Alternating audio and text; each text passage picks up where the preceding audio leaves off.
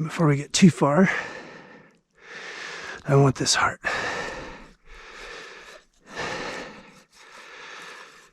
This is one of the best parts of the deer.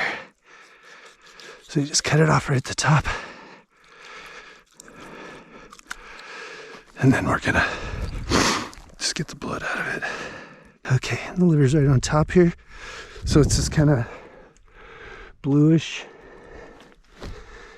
And we're just gonna try very carefully, without cutting into anything else.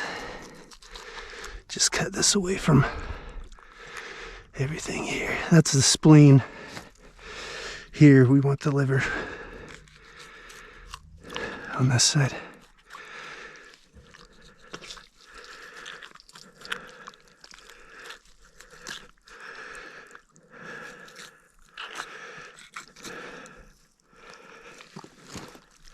Venison liver is a little bit more mild than venison liver, or beef liver, sorry.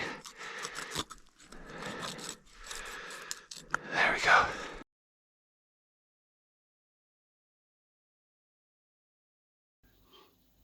So today I'm going to show you how I clean a venison heart. And then one of the meals, about the only meal that we use the venison heart for, bacon wrapped barbecue heart. Works really good for venison or bear. But again, with venison, you want to make sure you clean all the fat off of everything. You don't want to have any of the game fat on there.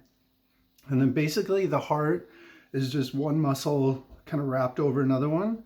So we're just going to take those layers apart, and then we'll clean up the inside of it a little bit. And then we're just going to cut it up into bite-sized chunks.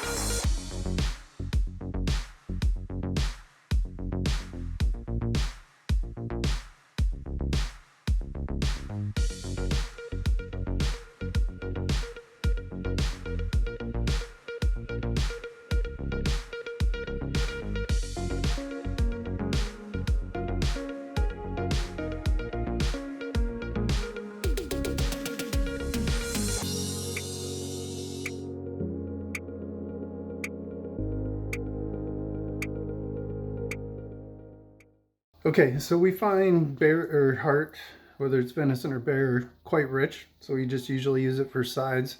I'm going to take these small chunks, just show you what we're going to do with dinner here in a little bit. Wrap it with bacon, throw some barbecue sauce, and cook it on the grill. Typically what we do with heart.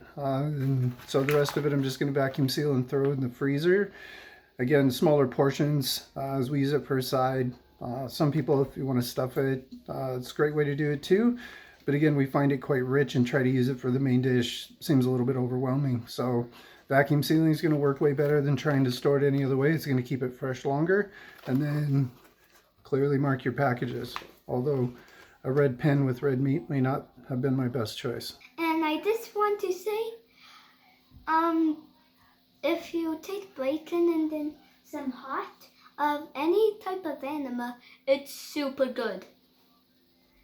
There's some advice about cooking. So this afternoon I'm going to cut up the liver that I harvested from the buck I shot about a week ago. Not too different from the heart really. As far as cleaning it up, we just want to get all this stuff off of here, and then I'm going to put it in smaller portions. Venison liver, for all intents and purposes, is not quite as strong as what beef liver is. So we prefer venison over beef liver. There's a lot of it, you can cook it however you want.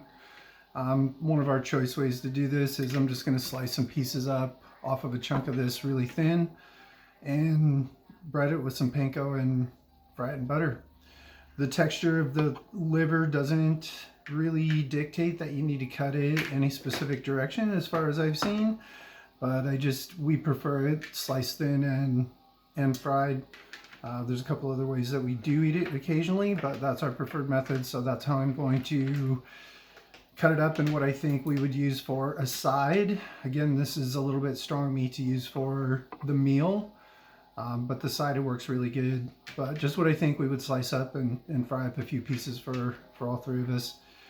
So I just finished getting this all portion sized up. Like I mentioned earlier, we just use liver for a side. We never use it for the meal. I find it a little bit rich to use it as the entire meal and not just the side. So vacuum sealed it up, get it ready for the freezer, which vacuum sealing is my preferred method of storing pretty much everything from fish to heart to bear, everything. It keeps it fresh much longer than anything else we've tried. And then always make sure you clearly mark what's in the packages. So whitetail liver 23.